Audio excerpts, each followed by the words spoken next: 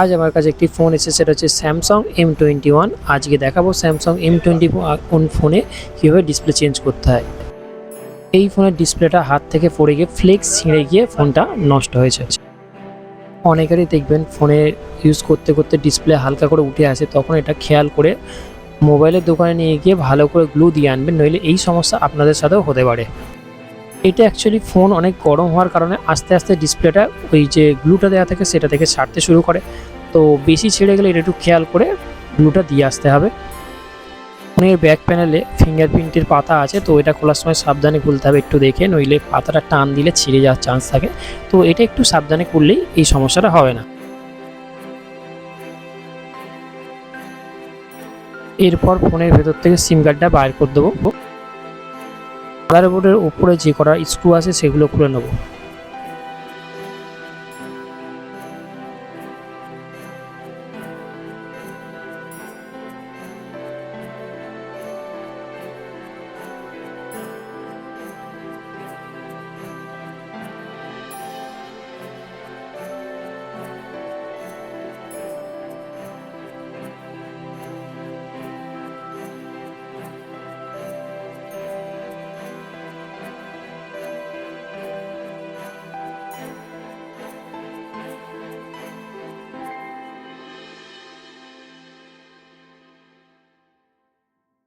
প্রথমে আছে battery flakes, তারপরে আছে ডিসপ্লে ফ্লেক্স, তারপরে আছে চার্জিং ফ্লেক্স।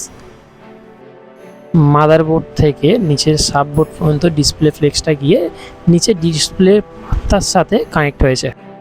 এখন নিচের সাববোর্ডের স্ক্রুগুলোকে সবকটাকে খুলে নেব।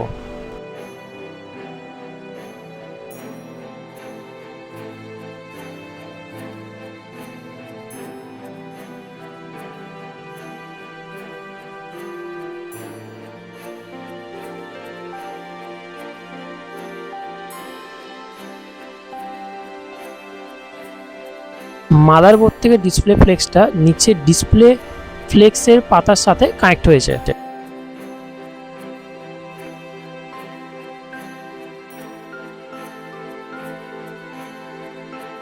ফোনে ডিসপ্লে বসানোর যে ফ্রেমটা আছে এটাকে আমরা পরিষ্কার করে পুরনো যে গ্লুগুলো আছে সেগুলোকে সব এখান থেকে তুলে দেবো। প্রথমে কিছুটা থিনার নিয়ে নেব, ব্রাশের সাহায্যে আস্তে আস্তে পরিষ্কার করব। টুইজার দিয়ে ফ্রেমের সাইডে যে গ্লুগুলো উঠতে চাইবে না ওগুলোকে তুলে দেবো।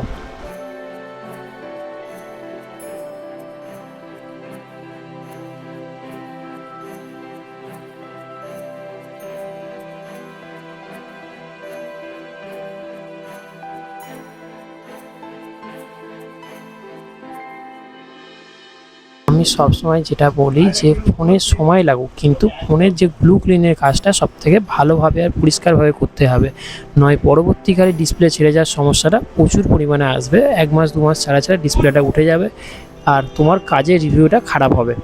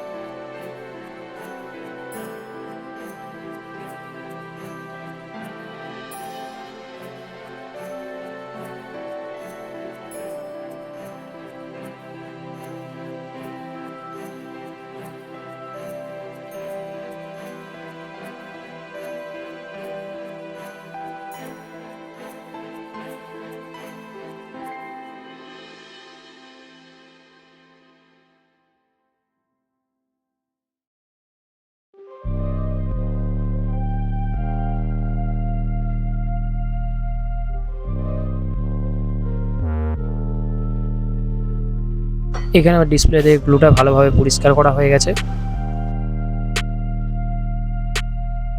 এবার আমি এতে নতুন ডিসপ্লে ফিটিং করব। কিভাবে করছি সেটা তোমাদের দেখাচ্ছি, ভালো করে জিনিসটা লক্ষ্য করো। আমি এখানে একটি ক্রাউনের ডিসপ্লে নিয়ে নিচ্ছি।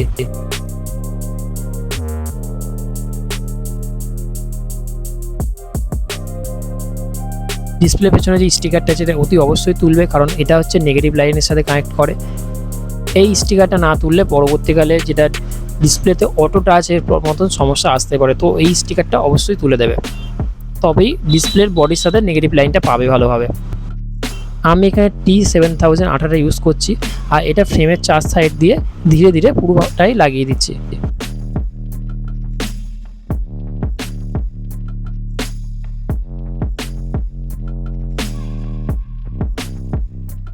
অনেকেই আছে দেখেছি ডিসপ্লের নিচের সেকশনটাই গ্লু লাগাতে যায় না, কিন্তু আমি এখানে ডিসপ্লের নিচের জায়গাটা গ্লু লাগিয়ে দেবো।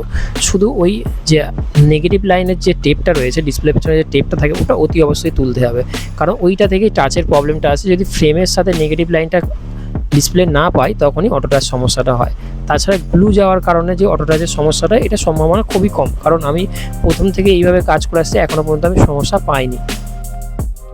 আমার গ্লু লাগানো সম্পূর্ণ হয়ে গেলে এবার আমি ডিসপ্লেটা ফিটিং করব বডির সাথে।